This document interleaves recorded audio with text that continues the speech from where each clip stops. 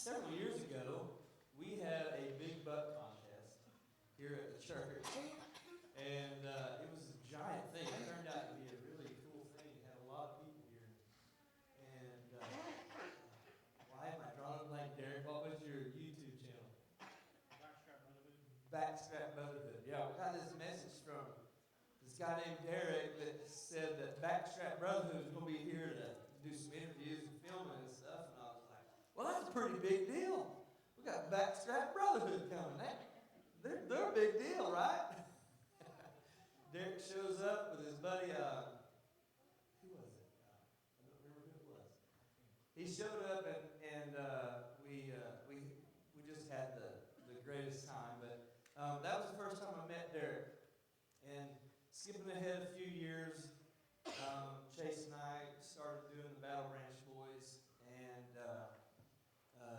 Derek came on board with us. And he started filming with us and hunting with us, and we became good friends with Derek.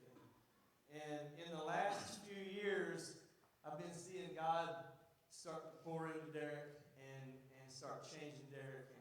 And I'll be honest with you, he's been fighting it pretty hard. He's been fighting it pretty hard. We all know about that, though, don't we? And, and he's finally surrendered. And we've talked a lot about this. And we've had this scheduled a time before, and Derek got a little cold feet and he backed out. And so, you know what, though? He's here today, and he's going to speak to us. So, Derek Marlowe, come on up.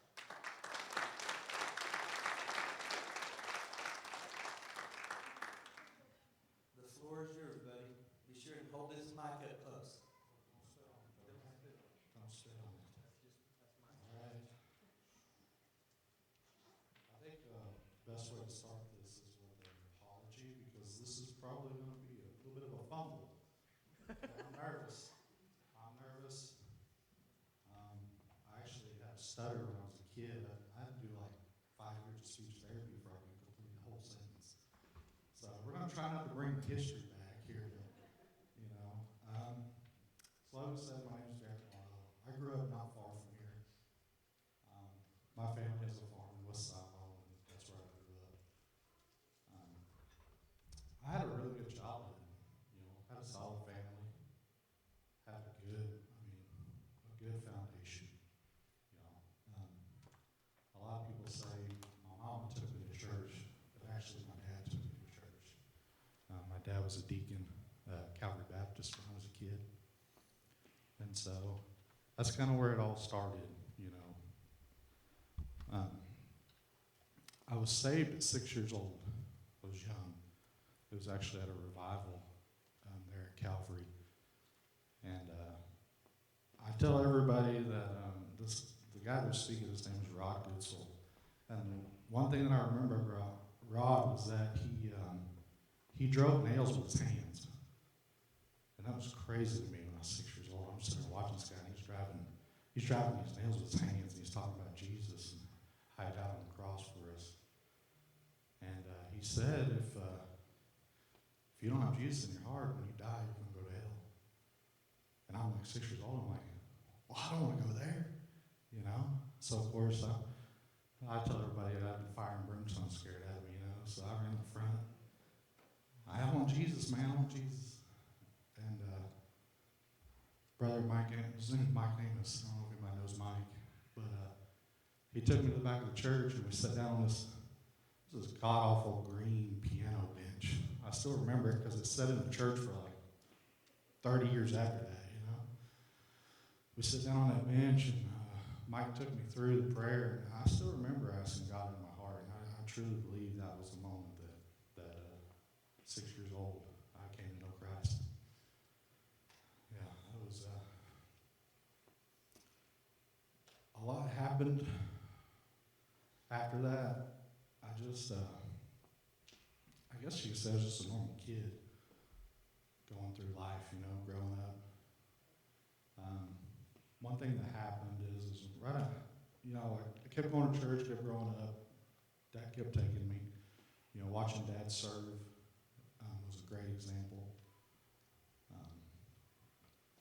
I was probably around 10 years old when I can remember the first time I really felt Satan step into my life. And I tell everybody that was when the first link was established on my life.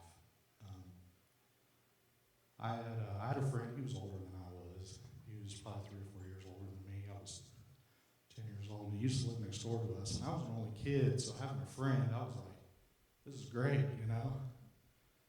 So I used to go over and hang out with him, and we did all sorts of stuff, man. We collected baseball cards, rode bikes, you know. I mean, I discovered skull with this kid, you know. But, you know, just that normal, I don't say normal, but just being a boy, you know. I remember one afternoon I went over, and he said, Derek, I got something I want to show you. I said, okay, and he pulls out this tape, and he got it from his dad, and that was the very first time I was exposed to pornography, 10 years old. It's crazy to think about that now, looking back, 10 years old, and seeing that, you know. And the reason why I tell you all that is this is going to come into the story later, but right now it's where I felt the first link was established, where Satan kind of really stepped into my life. So I go through, and this kid ends up, he gets older. He just kind of loses interest in hanging out with me, you know, so I just kind of go on, make new friends, and I rock along there. And this whole time that all this is going on, and I'm growing up, I'm still in church. You know, I'm going through Sunday school, God's being poured into me, but there's this, I call it the little dark corner. And all these things are in this little dark corner, you know, but I'm still serving God.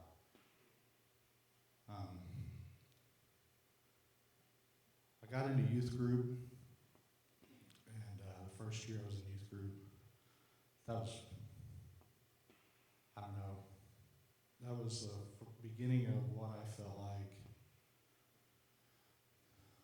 You're older now, you know, you're not a kid anymore, you know, you're getting a teenager.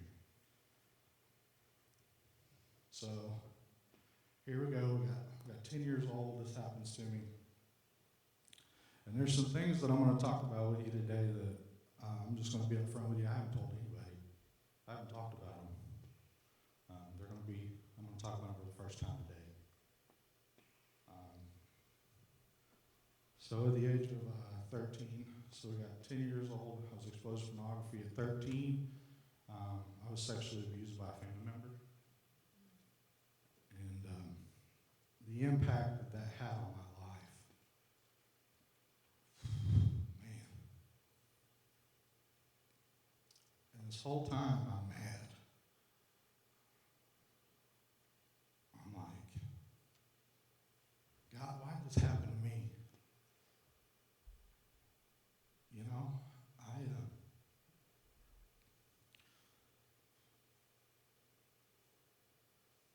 gave my life to you early. You know, I've served you this whole time. So here I am, 13 years old, and I'm so confused at like where I'm supposed to go or what I'm doing, what I'm supposed to do. So I started looking for things to medicate this hole that I've had just blown in my life. So at the age of 14, I hated myself because I felt like it was my fault. You know, you're the reason this happened to you. And so I hated myself. And so at the age of 14, I started self-harming. Started cutting and burning myself. That, at the time, looking back, I didn't know how to release my emotions, and so pain was about the only way I could just something to not think about it for a minute, you know, something where it wasn't there. And this whole time, all this is going on, I'm still in youth group. God's still being poured into me. God's putting people in my life. I'm still serving, but it's kind of like I'm one guy during the day, but at night it becomes a battlefield. And Satan is just obliterating me. And he has just got these links, and man, he's just snapping them on faster than I can even try to take them off. So here I am, 14. I started going on mission trips. I did that. We did a 3rd and 4th grade children's camp in Kansas. I did that for 4 years. I went to youth camp every year. So, I mean, God's coming in, but I'm not really acknowledging him. You know, God's sitting there saying, Derek, I can heal you. I can help you if you'll just give me your problem. I'm like, no, God, this is mine. I'm going to deal with it on my own. I'm going to overcome this. And God's like, let me help you. And I'm like, no, I got this. So I keep headstrong, keep going. I'm telling myself, I can handle this. Well, the whole time, I'm just still self-medicating. You know. And then, 18 years old, something happens that really takes a turn for the worst. My grandfather suddenly passed away. And that man me and Logan still talk about him. But I remember sitting out under the shade tree in the summertime when I was out of school with Grandpa. And he talked a lot about the Bible. He talked about Jesus. And I tell everybody that he was my pillar of faith. He poured into me so much. So all this is unfolding. My grandfather passes away, and the church that I call home is going through a split. It's turmoil. So my home base is shattered, and I'm just out here in the open. And I mean, Satan, we're in full-blown self-destruct mode now. Like, I don't care if I make it or not. So that's what ultimately starts me running away from God as fast as I can go. And I get into this relationship. I'm 19 years old now. I get through my grandfather passing away. I get it dealt with. I'm still self-harming. And so, but at this point, I'm starting to find this substance they call alcohol. And I'm like, you know what, maybe this is a safer bet, you know, but it's not. And so I start drinking. I get into this relationship, 19, me and this girl, man, I'm going to marry this girl, you know. This is it. I finally found some hope, some faith, you know. Well, things rocked along there, and this relationship didn't work out. I caught this girl, she was cheating on me. And I told her, I said, if you hang up the phone on me, I'm going to kill myself. I'm done. I'm tapped. So, that's it. That's when I decided I didn't want to live anymore. I had this hole. I lost the one person that I could run to. I didn't have a church. Where are you at, God? My problem is I was looking for God in people, but God was there. I just chose to not see him. And I'm sitting in my living room floor, and I get this pistol out, and I load it. And I'm like, this is it. My family's going to find me right here. This is the end of the story. And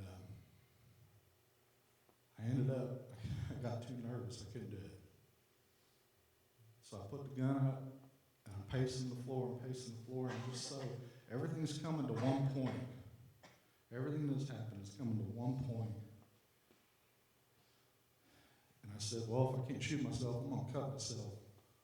So I grabbed a knife, and I'm just about to get on with the show, and I hear the back door open.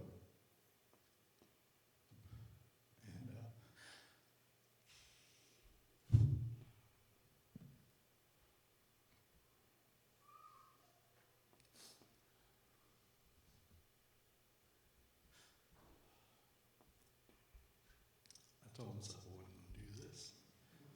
So I'm sorry. But my grandmother come in.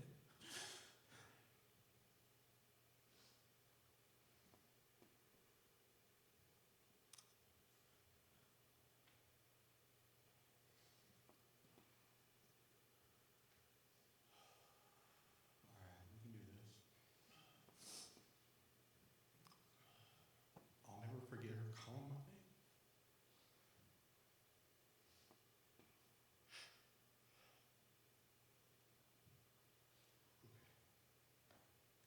And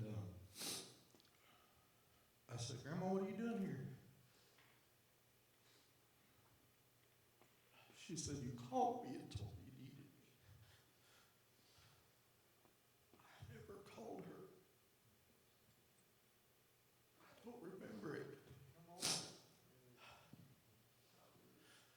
To this day, I don't remember picking up the phone and calling that woman. That's when God stepped in. He said, dude, I'm here, man. I'm here. And I said, all right, dude, I'm listening. You know, I'm listening. So everything from that point on, she takes me home. She, comforts me, builds me back up. And I have a talk with the pastor. And I said, all right, it's time to do this. I'm gonna straighten up. So I start going back to church. The dust is kind of settled. Calvary's kind of rebuilding itself. And they get in, they got a transitional pastor. And so I started going back to Calvary. And I started seeking God, man. I'm just like, God, I can't do this. I need you now. So I start seeking, and I start feeling this calling being put on my life. 19 years old, God says, Derek, I want you to serve. I want you in ministry. And I'm like, okay, God, we'll do this. I'll go to ministry. So I talked to my pastor at the time at Calvary, and I said, man, I want to be in ministry. He said, well, it's good. We're looking for a youth leader. I said, all right. So I just jumped in both feet, man. I don't know what I'm doing. All I know is I got to serve God. I'm called, so I'm going to go. So I started serving God. I started preaching. I started ministering to these kids. God's just pouring through me, man. I'm starting to feel it. Well, one Wednesday night, I'd been at it I'd probably been about 9-10 months. One night I had this kid come up and ask me a question. Man, I couldn't answer his question. I just didn't know the answer. So I said, well, we'll go talk to the pastor. So we go in, we talk to the pastor, and I don't even remember what the question was. I can't even, But he leaves more confused than he was when he showed up. And I'm confused at this point. And so the kid leaves, and I talked to the pastor, and me and the pastor ended up getting into an argument. And I was told that I was going to believe this way. He said, you're going to believe this way. And I said, no, I'm not going to believe this way. I don't feel it's right. And he said, well, you're going to teach what I want you to teach. And I said, no, I'm going to teach what God wants me to teach. And he said, no, you will teach what I tell you to teach. And it ends up in this, I walked out of church that day, and that was it. Door slammed behind me, and well, here we go. We just climbed into the driver's seat, going back to self-medication. Turning our back on God again. Here we go. We're taking off.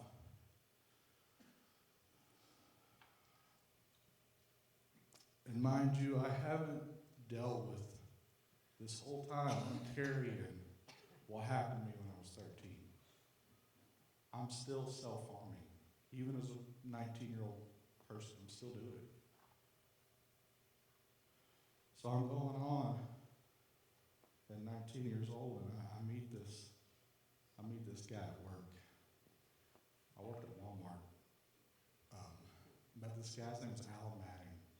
I'll never forget the first time I met Alan, or the first time I seen him. He come up to me and he said, hey, you drink? Of course I did, a lot, but I just got out of church, so I didn't drink in a long time. But he's like, do you drink? And I was like, yeah.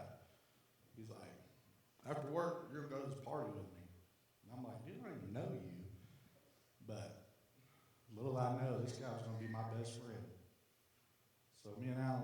off. And for the next 2 years, man, we're living the best life we can live. You know, we're partying and having a good time, working at Walmart. You know, working at Walmart. But at the same time, I see it now, but I didn't see it then. But God's still there, and He's using Alan. Alan's becoming my friend. I'm starting to open up to Alan, and Alan is sowing seeds of healing in me. He started to say, Derek, you need to, because he was seeing how, like, I didn't drink to have fun. I drank to forget. I didn't want to think about what was bothering me. I drank to escape. And Alan was like, Derek, you need to deal with this. You need to get better. You know, you're getting to the point where you're scaring me. Well, Alan had an impact on me because he got the wheels turning back to where I was thinking, okay, I could heal from this. I could deal with it. Well, I was at the house one day, and I was 21. It was just after it was actually right before my 27th birthday. And my buddy Wes, he shows up, and he says, Derek, I got something I want to tell you. And I'm like, okay, you know, what's going on? He said, Alan's mom found him this morning. He'd passed away in his sleep. I was like, what? Guy was younger than I was. He's like, yeah, he went to work last night, and got off work, took a shower, went to bed, and never woke up.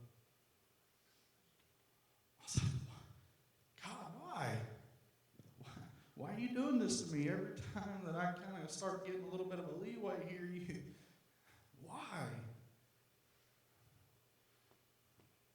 And this is where we go really dark. I'm so sad. I was like, just lost my best friend. 22 years old, just lost my best friend. We put him in the ground. Dude, I just go to drinking. If I'm not working, I'm drinking. And I do this for about a month.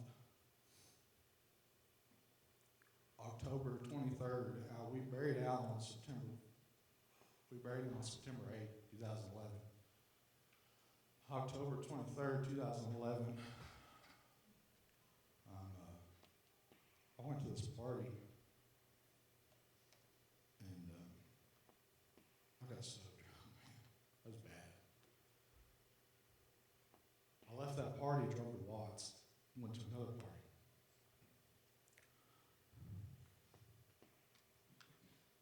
I left the party at Watts, and the next thing I remember in my mind is the water on my face as I was getting shoved into the concrete by the cop who was pushing his knee on my back. I blacked out, and I drove from Watts to West Siloam in the wrong lane. So I had 3 near head-on collisions, and I came within 1,000 feet of hitting the arresting officer's car. And I blew a .16 at the scene. I was drunk. I was bad. Jeff Giles was the one that arrested me that night. Boy, we was not friends.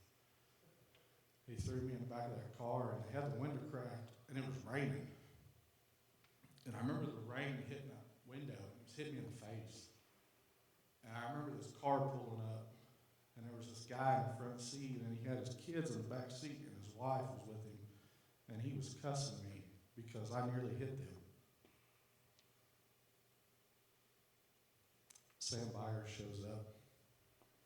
Or Sam knows me, knows Alan.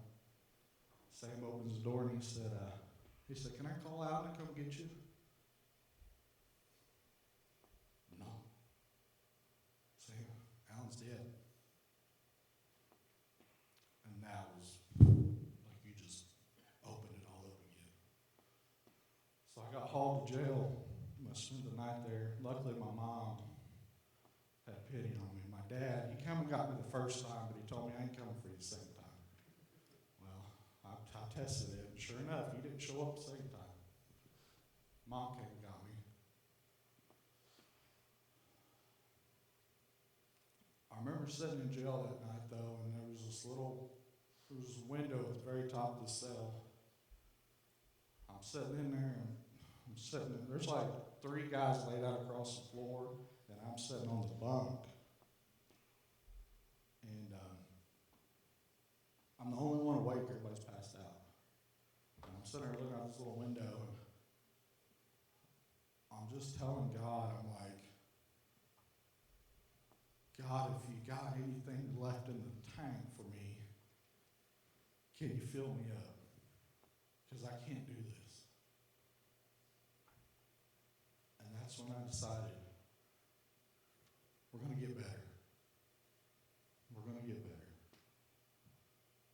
So I walked out of jail that morning, and I had it in my head. I'm like, yeah, we're gonna try God this time, because we're not doing it. And I ended up, I got another relationship. Sure enough, I'm like, all right, whatever, I don't need you, God, I'm all right. So I get in this relationship. We're going on, and I'm running, man, as fast. That's the whole trend here. If you don't see it, it's like something bad happens. I'm like, okay, God, I'll use you. I'll come to you. But then when it gets good, I'm gone again. I can do it on my own. I can do it. So I'm riding with this girl. We're driving to Tulsa. We're in this 2002 Ford Ranger. I'm sitting in the passenger seat. I was working nights at Simmons. And I'd worked the night before. We were going to Tulsa to the birthday dinner. And her brother was sitting beside me. I don't know if you guys remember those extended cabs that had the drop-down seats in the back? The ones that, from your childhood, that you knew they were going to kill you, That seat's not safe. Well, I'll tell you, that seat really was safe, and I'm about to prove it to you. We were going down Cherokee Turnpike, had a blowout on the back tire. Girlfriend at the time panics, jerks the wheel, lose control. Truck does a 180, hits the ditch. We're going so fast, we actually go up a hill, sliding backwards. I mean, she's got everything she's got to break. Front of the truck comes down. We go into a 5. We've rolled 5 times. I'm sitting in front of the seat. I ain't got a seatbelt on. We're rested, and I'm still hanging on to that. I won't call it what we really call it, but that safety handle. I'm hanging on to that dude, and I'm trying. I had to reach up and I had to pry my fingers off of that. That's how tight I was hanging on to it. And I was draped over the console. We was on the driver's side. And my shoulder is just, there ain't nothing left. Broke my collarbone. I hear the back window bust out. Army medic, retired. He's digging us all out. We rolled that truck 5 times, and the only injury that anybody had was some whiplash, and I had a broken collarbone. That paramedic was like, dude, I was planning on this was going to start pulling. I said, I started grabbing bags. He said, I thought I was going to be bagging bodies. He said, I don't know how y'all made it. I'll tell you why, because it was a Ford Ranger. That's why.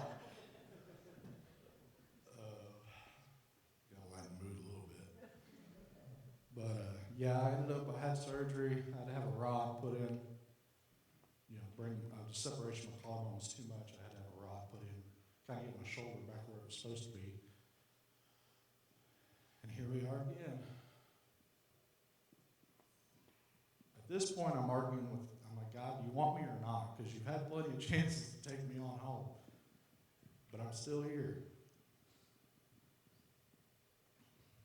And so that's when I started deciding, okay, we're older now. Things need to be dealt with. We got to shed some of this baggage. Okay? Now the story's going to get good. The story gets good. So we start serving again. I start going to this cowboy church out in Little Kansas. And I'm serving with Joe Wilkerson. I spent some time out there doing sound and audio for him and some stuff like that. I'm serving again, following God. We're doing great. This person comes into my life, and I married her. Well, I married her. She didn't marry me, but we met, and I don't know what she's seen in me or why she wanted me, because here I am, 22 years old. I got a DUI charge. I got no driver's license. I'm unemployed. And I've got tattoos everywhere.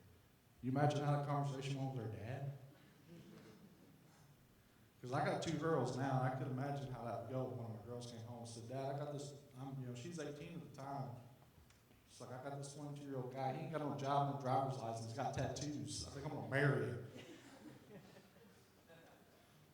Well, I have you guys know we've been together 11 years. We're married for 8. We have 3 beautiful children. And God used her so much in my life. She was, and I thank her for being willing to allow God to use her. Because she made me grow up. And we got married. We was together for about 3 years. We bought a house in Siloam.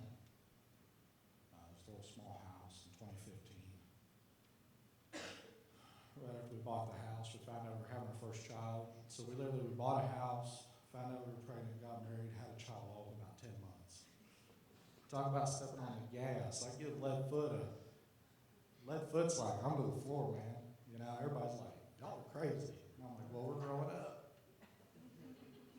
And we learned how to be a mother and a father. We learned how to be a husband and a wife. And we fought through some hard times.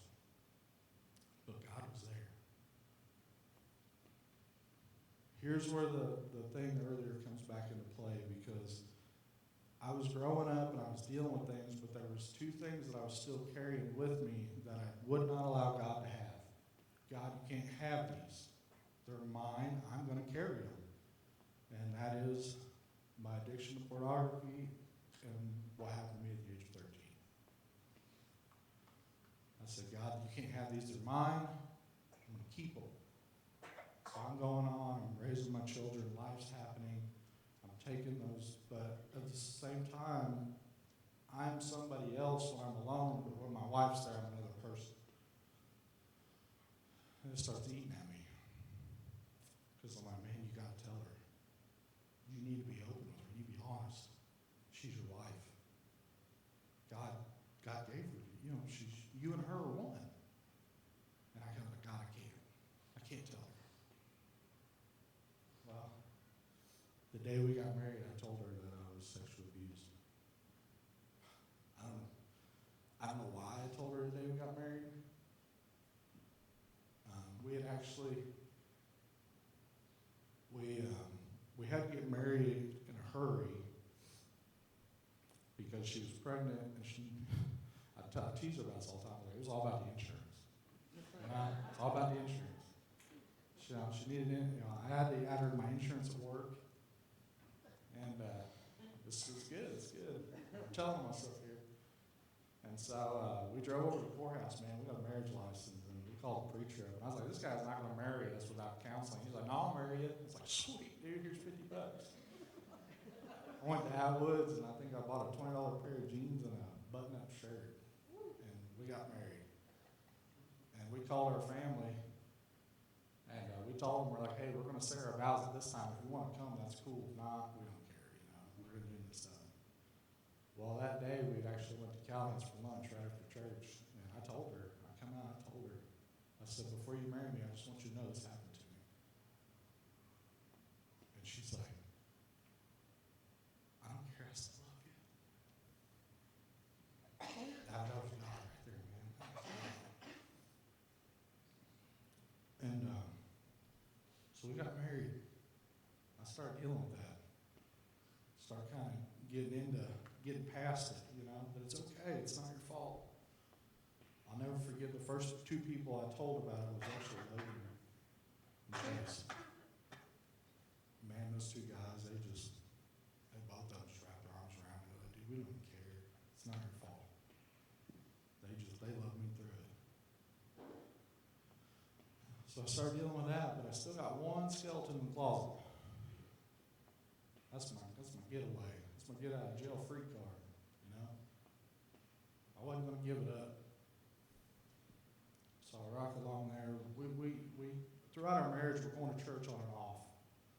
We're not really, we'd go for a while and then quit. We'd go for a while and then quit. Well, last Easter, we're getting ready to go to church. You know, we're CEO Christians at that time. You know, we're Christmas, Easter only, you know. And my son, Waylon, we found out about a year and a half ago, he was nonverbal up until I think he started talking when he was about 4.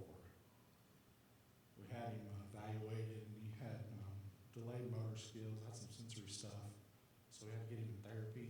But me and him, our relationship has not came easy. My wife, she's for the patient one, you know. She tries to understand him, me, I just yell at him. So we're fixing to go to church, and I'm giving the kids a bath. You know, I'm sure someone, if you got more than 2 kids, we got 3, you know, it's chaos. You better get up about 6 a.m. if you're going to make it to church by 11. So I'm giving all these kids a bath, wife's getting ready. And Waylon, man, he's trying to tell me something. I can't understand him. I'm mad, frustrated. He's frustrated. I'm screaming. He's crying. I'm standing there on the edge of, knelt down by the tub. He's in the tub. And I scream at the top of my lungs, all I want to do is help you. And man, it's like God walked in and just grabbed me on the shoulder and he said, boy, that sounds familiar, doesn't it?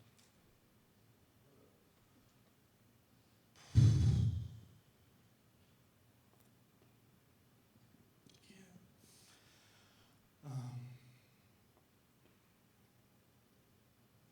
I'm like, man, what?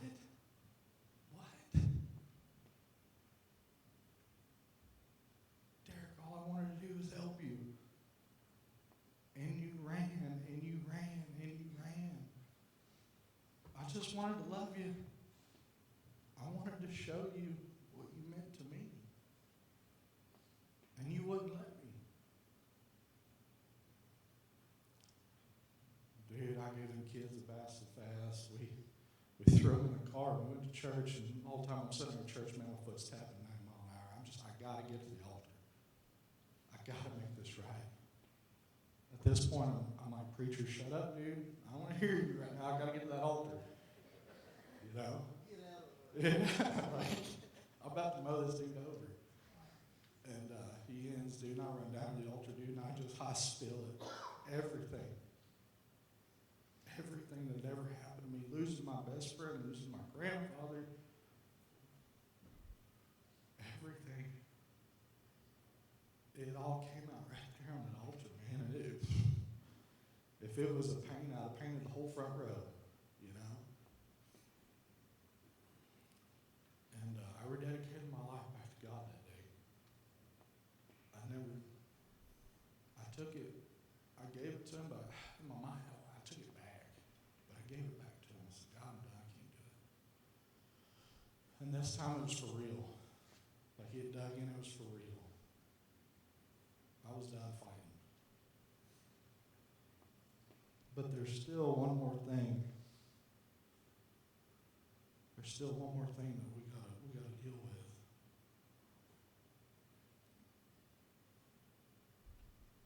You gotta tell your wife, God, I can't. She'll leave me. She'll walk out on me and she'll realize that I ain't worth it. No, she won't. Yeah, she will, God. She'll leave me.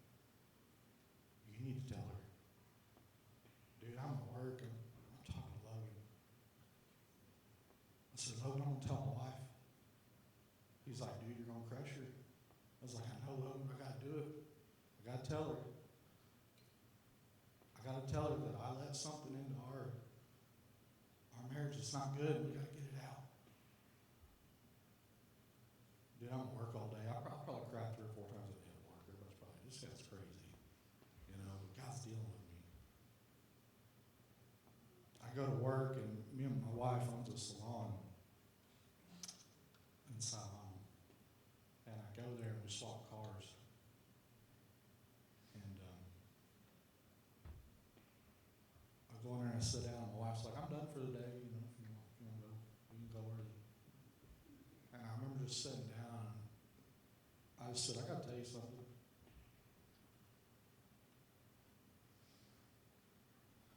And I told her, I said, I'm addicted to pornography. I said, I have been for years. I said, I was supposed to, I was 10 years old. I said, it's been ever since.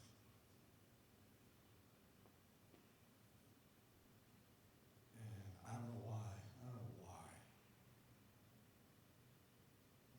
She just grabbed me up. And she just held me.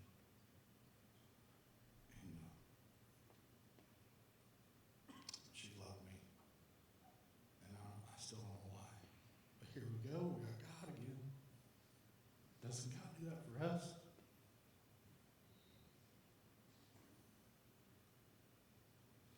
So we started going along there.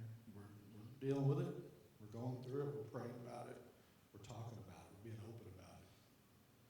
And at this point, everything's out on it's in the open. I mean, I have nothing left to, I'm not hiding. Start going to church. God starts dealing with me again. He's like, Derek, you remember that thing in 19 when I called you? God, I don't know, man. We can leave that under the rug. We're in a corner, you know? He's like, no. He's like, we need to talk about it. All right. I tell my wife, I said, God's leading me to ministry. She's like, it's good because he's leading me too. I said, it's awesome.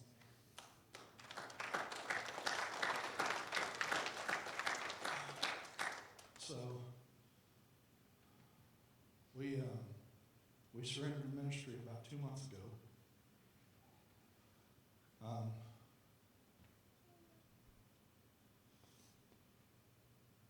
We went down front of the altar about 3 months ago, and we invited God into our marriage. If you haven't done that yet, do it.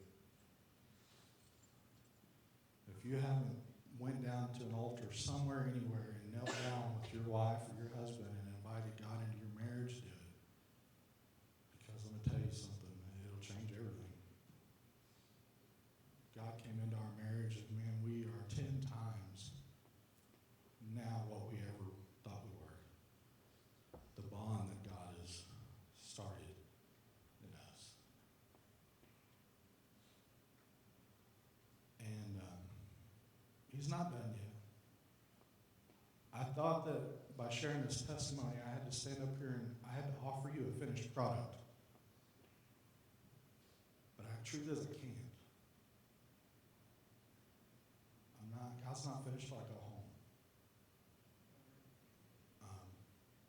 But that's where I'm at now. We're going to church over at Calvary. We're seeking ministry and where God wants us to be. We're praying. We're growing. We're raising our kids. We moved to Concord about a year and a half ago. And let me tell you something, guys. I had hatred. I had four of the worst high school years anybody can imagine in Concord High School. I hated this place. And when me and my wife was looking for a house, she said, how about Concord? I'm like, how about not? I think I'd rather move to the desert. And she's like, look at this, man. It's a good price. And we bought a house, 12 acres, just off Concord Keithley over here. Man, coming here is like the people you meet, the things. And I grew up here, but it's different now. And so I'm glad to be here. I wanted to share just a few verses with you guys before I leave, before I kind of end this. I want to share with you Isaiah 40:29. He gives power to the weak, and those who have no might, he increases strength. I want to share Deuteronomy 31:8. It is the Lord who goes before you. He will be with you. He will not leave you or forsake you. Do not fear, be dismayed. Isaiah 41:10. Do not fear, for I am with you. Do not be afraid, for I am your God. I will strengthen you. I will help you. And I will hold on to you with my righteous right hand. Guys, my life is a testimony to those verses. I gave God every excuse in the book to walk out on me, but he didn't. And I gave him all the reasons in the world to not deal with me. God doesn't need me, but he wants me. And he wants you. Be real with yourself. If there is something that you need to deal with in your life, you deal with it. Stop carrying it with you. Come down here, get on your knees and drop it, and don't take it with you when you go. Because that's what I did. I took it with me every time I went. And you can't do that. So I'm the testimony to the guy that finally let go. So I'm telling you to let go. Let God do what he needs to do. Deal with your troubles. Deal with your struggles. And deal with them. Let God come in and do it. I finally did. And